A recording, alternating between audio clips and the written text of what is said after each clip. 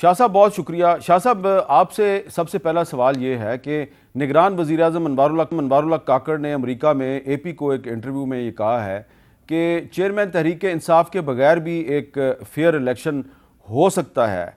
आपका क्या ख्याल है कि जिस इलेक्शन में चेयरमैन तहरीक इंसाफ नहीं होगा या उस पर पाबंदी लगा दी जाएगी तो दुनिया उस इलेक्शन को फेयर एंड फ्री तस्लीम करेगी?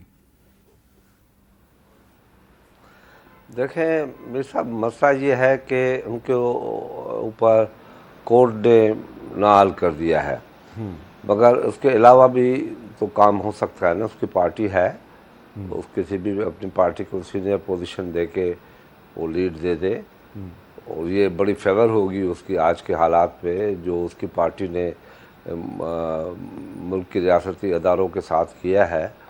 मैं समझता हूँ कि ये बहुत बड़ी फेवर है उसकी कि उस पार्टी को अलाउ कर रहे हैं और लेवल प्लेइंग फील्ड दे रहे हैं उनको। मैं इस बात से मुत्तफिक हूँ कि उसके अलावा भी इलेक्शन हो सकता है, बशर्ते ये कि उनकी पार्टी को इजाज़त दी जाए। अच्छा, तो आपका ये ख्याल है कि तहरीक इंसाफ को लेवल प्लेइंग फील्ड मिल जाएगी और उस पर पाबंदी नहीं लगेगी? मेरे ख्याल में नहीं लगनी चाहिए, बगैर उसके जब वो नाल है तो उसको अलाउ किया जाए कि उसकी पार्टी का कोई और लीड कर ले।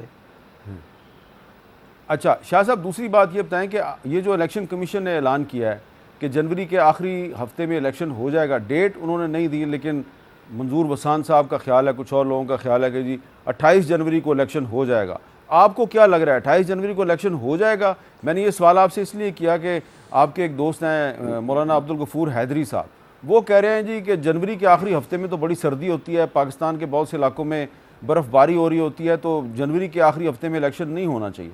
आपका क्या ख्याल है, इलेक्शन हो जाएगा जनवरी के आखिरी हफ्ते में?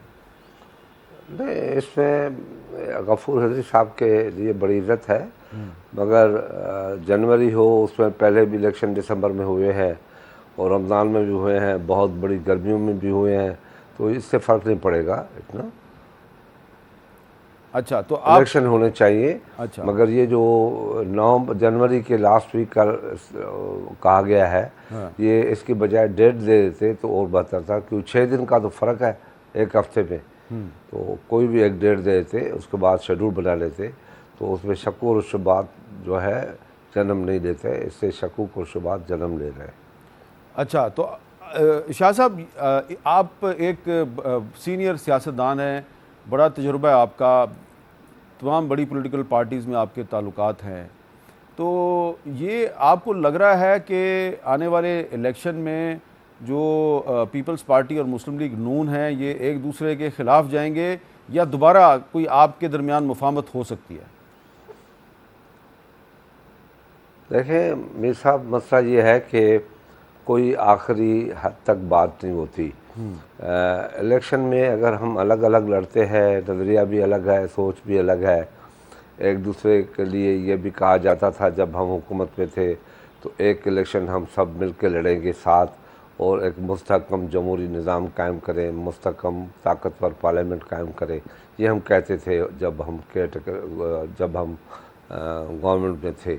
मगर अब अभी भी ये है कि अलग अलग अपने पार्टी के निशानों पे लड़ा जाए, मगर एक दूसरे के साथ इस तरीके का बर्ताव नहीं होना चाहिए, गालम गलोच नहीं होना चाहिए, बुरा तारीख को नहीं दोहराया जाए, 88 और 90 के दहाइयों को नहीं दोहराया जाए। तो इलेक्शन में कोई ऐसी बात नहीं है और नहीं करना चाहिए हमें।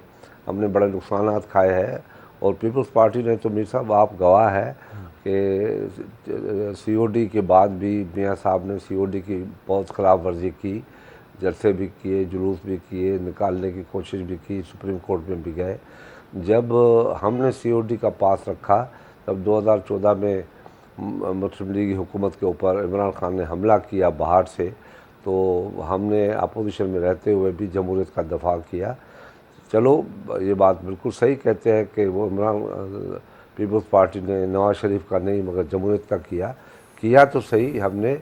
हम किसी ऐसे आदमी के साथ नहीं मिले जो पार्लियामेंट को बाहर की ताकत से ख़त्म करे, क्योंकि हम यकीन करते हैं कि पार्लियामेंट के अंदर उनका रोल या उनको ख़त्म करने का तरीका या हुकूमत ख़त्म करने का तरीका आइन के अंदर मौजूद है कि 2/3 में अपना अक्सर के साथ आप किसी भी हुकूमत को ख़त्म कर सकते हैं।